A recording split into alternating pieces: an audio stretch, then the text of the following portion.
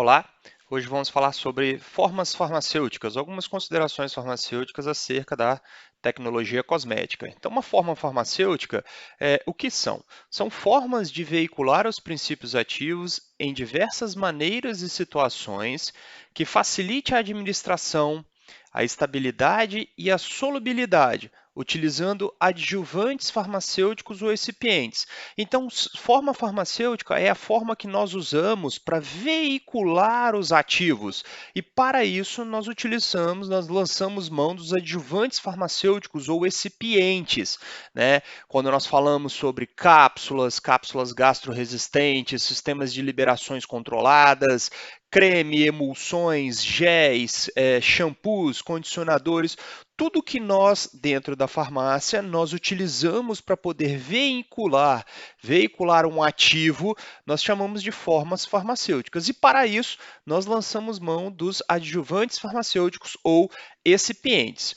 O delineamento e a formulação correta de uma forma farmacêutica requerem conhecimentos das características físicas, químicas e biológicas de todas as substâncias ativas e os adjuvantes a serem utilizados na fabricação de um medicamento. Então, antes de definir qual será a forma farmacêutica que eu vou vincular esse ativo, eu preciso primeiro conhecer as características desse ativo, as características físicas, ponto de fusão, pH ideal em uma solução, as características químicas, interage ou reage com os outros adjuvantes e recipientes da formulação e as suas características biológicas, se degrada facilmente, é um meio propício para desenvolvimento de fungos e bactérias. Então, nós temos que avaliar corretamente a característica primeiro do ativo e depois da conciliação com seus adjuvantes e recipientes. Né? Então, diversas formas farmacêuticas são disponíveis no mercado, desde fórmulas sólidas, semissólidas, líquidas e até gasosas, né? Os inaladores e os aerossóis. As formas farmacêuticas sólidas mais comuns são os pós, granulados, cápsulas. Essas cápsulas podem ser duras ou moles, né? Tablets, comprimidos, supositórios e óvulos. As formas semissólidas, as mais comuns são as emulsões, as pomadas e os géis, e as formas farmacêuticas líquidas, as líquidas de uso oral, de uso externo e injetável. Qual a necessidade da forma farmacêutica? Primeiro, proteger o fármaco da influência destrutiva do oxigênio. O oxigênio é danoso para as formulações, tanto sólidas como semissólidas ou líquidas, porque ele promove a oxidação dos princípios ativos. A reação do oxigênio com o ativo é conhecida como oxidação e muitas das vezes o ativo perde o seu efeito por conta desse processo oxidativo. Então, uma das formas de veicular os elementos é proteger contra o oxigênio. Por exemplo, um comprimido que fica com um ativo exposto, ele pode sofrer a ação do oxigênio, enquanto que uma cápsula revestida protege esse princípio ativo contra a ação do oxigênio. Uma outra forma farmacêutica tem por intuito proteger o fármaco da influência destrutiva do suco gástrico. Alguns ativos não suportam um pH ácido do estômago. Então, esse indivíduo ingere esse ativo, ingere esse comprimido, esse líquido, e ao contato com um pH baixo do estômago, esse ativo pode ser destruído. Então, uma das formas de veicular o ativo é uma forma farmacêutica gastroresistente. Pode ser tanto na forma de comprimido ou pellets, ou na forma de uma cápsula gastroresistente, que ela só vai se degradar, ela só vai abrir num pH acima de 7, por exemplo, do intestino. Então, ela passa incólume sobre o estômago, né? Ela sofre a ação do suco gástrico, mas essa cápsula não é degradada, ela chega no intestino onde tem um pH ideal que ela se desfaz. Então, é uma das formas bem comuns de proteção do suco gástrico. Outro é ocultar sabor amargo, salgado, repugnante, bem como o odor, o cheiro do fármaco. A gente sabe que a maioria dos fármacos tem característica amarga. Então, uma das formas é utilizar edulcorantes, flavorizantes, né? Uma das formas de você mascarar esse sabor, principalmente em soluções, suspensões de antibióticos, que tem uma característica de um sabor bem amargo, nós lançamos mão de edulcorantes e flavorizantes. Edulcorantes para dar um sabor adocicado e flavorizantes para dar o sabor em si. Lembrando que esse sabor tem que sempre estar conciliado com a cor. Então, se eu vou usar um sabor de menta, obviamente o corante tem que ser um corante verde.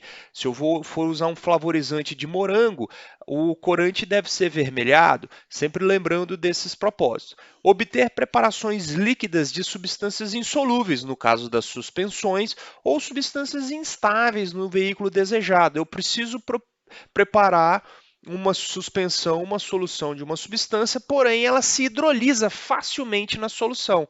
Então, hidrólise é a reação da água rompendo essas ligações. Então, se esse ativo é sensível à água, a gente pode preparar uma forma farmacêutica extemporânea. Prepara-se os pós com todos os adjuvantes farmacêuticos e o indivíduo faz a suspensão na hora de fazer o uso, na forma de sachê. É uma das maneiras da gente evitar substâncias instáveis no veículo. Obter formas farmacêuticas límpidas da substância, permitir a ação controlada do fármaco, por exemplo, nos sistemas de liberação lenta, em que a gente pode controlar a liberação do fármaco no excipiente.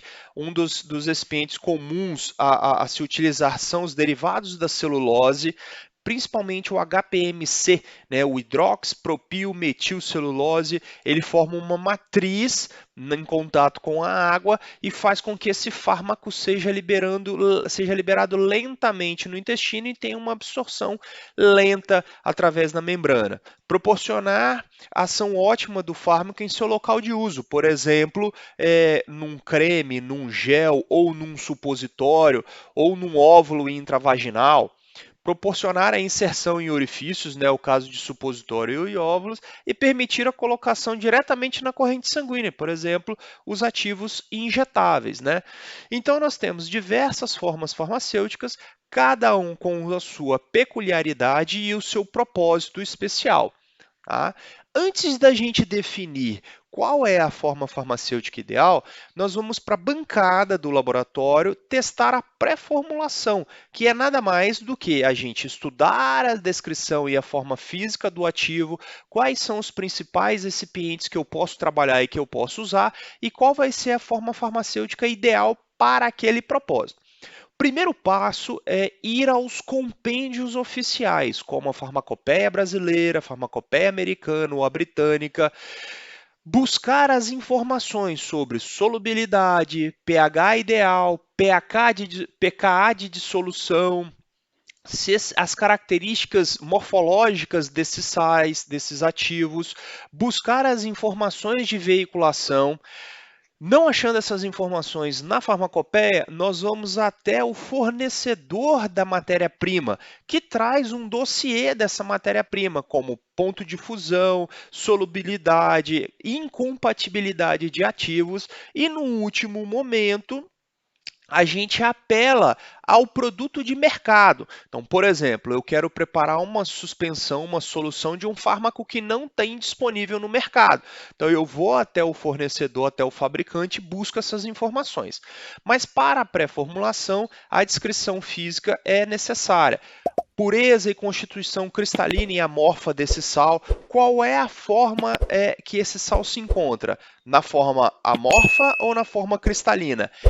Vai ser necessário fazer a redução num grau epistilo, por exemplo, desse fármaco? Tudo isso tem que ser estudado. Qual vai ser o tamanho da partícula? Leva para o microscópio e olha, quanto menor o tamanho da partícula, mais dispersa ela se encontra na suspensão, na solução ou num creme, por exemplo. Quais são as características organolépticas? O odor é muito forte, precisa ser mascarado com um perfume, por exemplo, uma fragrância, ou o gosto é amargo? Sabores amargos, normalmente a gente utiliza edulcorantes cítricos. Então, entender as características organolépticas para assim já pensar em quais são as alternativas e as saídas para esses ativos. A estabilidade físico-química. Essa substância é passível de hidrólise ou ela suporta solubilizar em água durante um período muito tempo? Depois que eu solubilizo, que eu finalizo a formulação, acerto o pH, esse pH se mantém durante um período prolongado ou eu preciso lançar mão de um sistema tampão para poder manter esse pH? Tudo isso tem que ser estudado e analisado. A análise microscópica é extremamente importante, principalmente para você observar a dispersão desse fármaco ou o seu formato, principalmente em emulsões, para observar se essa emulsão foi bem formada, se o agente emulsificante está conseguindo unir a fase oleosa e a fase aquosa de maneira correta. Para isso, a gente joga essa emulsão no microscópio normal e a gente observa, né? Avaliar o calor de vaporização e o abaixamento de ponto de fusão. Por exemplo, na hora que a gente une dois ativos, o ponto de fusão pode ser abaixado, pode ser formada uma mistura eutética. Aqui eu cito alguns exemplos, né? O fenol com timol é comum, as cânforas com salicilatos também, AS em mentol. O que é uma mistura eutética? As duas misturas, dois pós que tem um ponto de fusão distinto, na hora que a gente mistura, que a gente une esses dois ativos e você homogeneiza isso no grau e pistilo, o calor desse movimento, o calor da atração do grau e do pistilo faz com que essa temperatura aumente levemente e esses ativos entrem na forma líquida. Tá? Misturas eutéticas têm essas características. Misturas explosivas também, quando nós unimos um agente extremamente oxidante com um agente redutor. Então, por exemplo, ácido nítrico com glicerina, os clamatos e óleos essenciais, permanganatos de potássio com hipossulfitos. Cuidado com essas associações, elas não são desejadas. Novamente o tamanho da partícula. Depois que eu preparei o comprimido, qual a necessidade de tamização? Esse ativo precisa ser micronizado? Normalmente substâncias muito apolares ou com características específicas, como os hormônios, precisam ser micronizados, passar pelo processo de micronização para ficar fácil a sua dispersão e com isso garantir a homogeneidade da sua cápsula, da sua suspensão, da sua emulsão. Atentar também para o polimorfismo, se essa substância tem atividade ótica, se na compra da matéria-prima, qual é a especificação, se essa substância é levógera, se essa substância é destrógera, ou se ela é uma mistura racêmica. Pedir e sempre conferir o laudo de análise, porque isso vai interferir diretamente no efeito da substância. Avaliar e analisar também a solubilidade. A substância não é solúvel em água, mas se eu tiver um co-solubilizante, ela melhora a sua dispersão. Por exemplo, um poliglicol, né, glicerina, um polietileno glicol, você pode aumentar a solubilidade dessa substância lançando mão de aditivos. E principalmente, avaliar o pH dessa formulação. Essa formulação vai ter características ácidas ou básicas. Na hora que eu disperso esse ativo na determinada concentração, qual vai ser o pH final? Esse pH é compatível com o pKa? No pKa ideal, qual o pH que eu devo manter? Fazer essas observações, analisar as características de cada formulação e assim definir qual é o melhor solvente. Tá? Avaliar também o processo de dissolução. Eu fiz uma cápsula com um recipiente que forma uma matriz coloidal, por exemplo, a CMC. Observar os padrões de dissolução desses ativos. E também a permeabilidade da membrana. Bom, na hora que eu faço a ingestão desse ativo, no pH do intestino, a forma farmacêutica adquire, de acordo com o seu pKa, de acordo com a sua constante de dissociação, uma forma mais ionizada. Sabemos que formas ionizadas têm dificuldades de penetração em membrana. Então, observar isso também e o coeficiente de partição, principalmente para uma emulsão, por exemplo, eu faço uma emulsão em que esse ativo é um ativo apolar. Então, ele vai se dissolver na parte apolar da emulsão, por exemplo, a fase oleosa. Na hora que eu aplico essa emulsão sobre a pele, esse ativo prefere ficar na fase oleosa da emulsão ao passar pela minha pele. Então, a gente precisa ter essas observações, principalmente no coeficiente de partição. A passagem do ativo do veículo para o local de ação e trabalhar a formulação. Tá? Aqui eu coloco a equação de Henderson-Hasselbalch para poder ilustrar bem a forma ionizada dos ativos, que eles podem ser ácidos ou bases fracas. Tá? Normalmente tem essas características, e que o pH interfere diretamente na solubilidade desses ácidos fracos. Né? Por isso que nós temos que avaliar e estudar pormenorizado o pKa. No momento futuro nós vamos falar sobre isso. Em relação à estabilidade do fármaco, deve-se observar no momento em que você prepara a forma farmacêutica, como que esse fármaco vai se comportar. Ele sofrerá hidrólise ou ele se manterá estável? Então, se esse fármaco é passível de hidrólise, por exemplo, o ácido acetil salicílico, não é desejável uma forma farmacêutica que possua água. Nós podemos optar uma forma farmacêutica líquida isenta de água, por exemplo, um polietileno glicol, então 400. Então, observar a instabilidade química, qual é as características. Normalmente, o fornecedor, as farmacopeias, elas trazem essas observações. Por exemplo, o enalapril se transformando em ácido enalaprílico, que é insolúvel, que é inativo em relação à inibição da enzima conversora da angiotensina. Em relação às oxidações, elas podem ser físicas, quando aumenta-se o número de NOx, ou oxidações orgânicas, por exemplo, os álcools se convertendo em aldeídos e ácidos carboxílicos, perdendo o seu efeito. A oxidação também é extremamente preocupante. Para isso, nós podemos lançar mão de alguns agentes antioxidantes. O que são esses agentes antioxidantes? São agentes redutores que sofrem oxidação. Eles têm preferência na captura do oxigênio em relação ao nosso ativo, então eles atuam como protetores das formulações. Temos diversos exemplos: Tinogard TT, BHT, BHA, os sulfitos, né, o bisulfito de sódio, o metabisulfito, todos esses ativos têm como função proteger o fármaco da oxidação. Então, eles se oxidam na formulação em relação ao nosso fármaco, né? E com isso, estabelecer os prazos de validade. Para isso, existem critérios. Para cada forma farmacêutica existem critérios. Para isso, nós vamos nas farmacopeias observar esses critérios e na legislação pertinente, por exemplo, as RDCs. Então, tem que ser avaliado o teor do fármaco antes e depois do teste de viabilidade, as propriedades físico-químicas antes e depois, esse ativo depois de se passar pelo teste de validade, pelo teste de estresse, ele sofreu alteração na sua cor, no seu odor, na sua aparência. A carga microbiana teve desenvolvimento de micróbios, de micro-organismos nessa suspensão, nesse creme. Então, o sistema antimicrobiano, o sistema conservante, está ativo, está efetivo? Esse composto foi degradado, foi decomposto? Tudo isso tem que ser avaliado para se estabelecer o prazo de validade.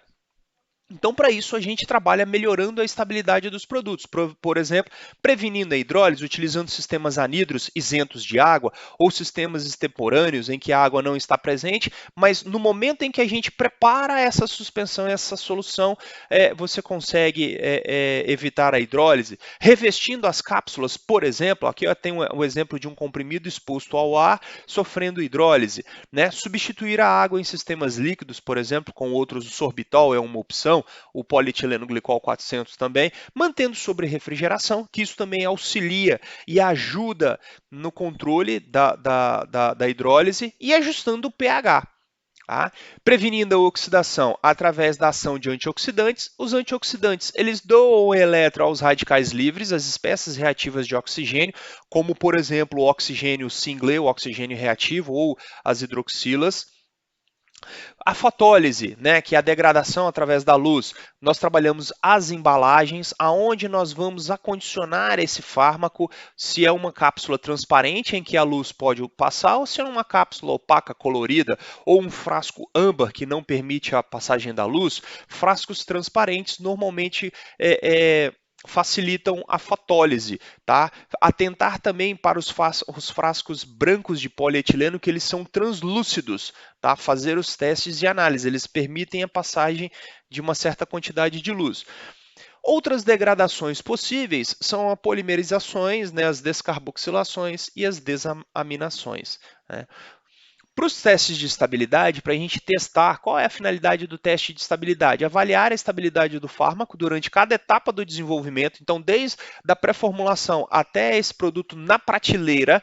Então nós temos que lembrar que esse produto deve ser testado até mesmo ele estar na prateleira do supermercado, que aí você também avalia não só a fase final, mas o transporte desse produto final pela transportadora, que pode sofrer aquecimento, altas temperaturas ou, ao contrário, baixas temperaturas de, por exemplo, uma solução pode cristalizar. Então, até o produto estar na prateleira, a indústria também deve testar, estar sempre testando a estabilidade. As embalagens também devem ser verificadas, principalmente quanto ao seu uso correto e também pode ser lançado mão de teste de estabilidade acelerada, por exemplo, teste de estabilidade acelerada para cosmético. Um cosmético formulado, ele é submetido a altas temperaturas, 45 graus Celsius por 12 horas, 12, 24 horas, e depois geladeira por 12, 24 horas, durante um período de 30 dias. Se ele se manter as mesmas características iniciais, é estimado um prazo de validade. Estudos cinéticos de absorção, estabilidade em diferentes temperaturas, né? Então todos esses instrumentos eles devem ser levados em consideração na hora de você avaliar a eficácia. Por exemplo, nos métodos analíticos de gravimetria e volumetria, os ensaios de propriedades elétricas, óticas e cromatográficas, todos esses testes são oportunos para poder identificar e manter a estabilidade do ativo. Quais são os principais sinais de degradação? Comprimidos, aparência, friabilidade, ou seja, o comprimido se rompe facilmente. No início da produção ele fica bem ativo, mas depois no final ele se rompe na hora que o paciente rompe o blister. A dureza, esse comprimido ele está duro o suficiente, na hora que ele entra em contato com a água, ele se dissolve de maneira correta ou ele permanece íntegro, passa pelas fezes sem se dissolver. Isso tem que ser testado e avaliado. A cor, odor, teor de umidade, desintegração, dissolução, tudo isso são sinais de degradação. Nas cápsulas, a umidade, a cor, a aparência, forma, ressecamento e dissolução. Suspensões e soluções orais, aparência, precipitado, pH, mudou a cor, mudou o odor. A redispersibilidade, formou o precipitado no fundo da suspensão, ele deve ser, ao agitar, ele deve ser ressuspenso imediatamente. Se essa ressuspensão não acontecer, podemos ter problema nessa suspensão. Os pós-orais, aparência, cor, odor, umidade, os aerossóis, doses liberadas por atuação, número de doses, cor, distribuição, pressão, cremes, pomadas, loções e géis tópicos. Como estão a aparência, cor, homogeneidade? Teve alteração do pH?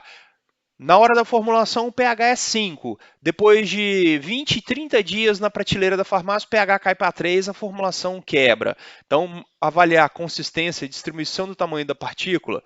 Para preparações de inalação oral, oftálmicas, aparência, cor, pH. Então, aqui tem várias observações que devem ser analisadas no decorrer dos testes de estabilidade. O que deve ser feito, o que deve ser controlado, quais são os pontos os quais nós devemos nos ater. E em relação aos adjuvantes farmacêuticos, eles são super importantes para poder melhorar a aparência do fármaco. Hoje sabe-se que o paciente está cada vez mais exigente, ele não quer mais aquele antitérmico amargo, por exemplo, à base de dipirona, que não consegue nem se tomar. Hoje já existem soluções de dipirona que tem um sabor extremamente agradável, com cereja, uma cor bacana, então a gente tem que sempre tentar mascarar o sabor da melhor forma possível. Com isso, nós utilizamos os flavorizantes, os edulcorantes para dar um sabor mais adocicado, os corantes para dar aquela visualização mais bonita do fármaco. De uma forma geral, para cada forma farmacêutica, os adjuvantes estabelecem características principais do produto e contribuem para a forma física, textura, estabilidade, sabor e aparência. A principal função do adjuvante farmacêutico é melhorar a característica desse fármaco. Para isso, o que interessa disso? O aumento da adesão do paciente ao tratamento.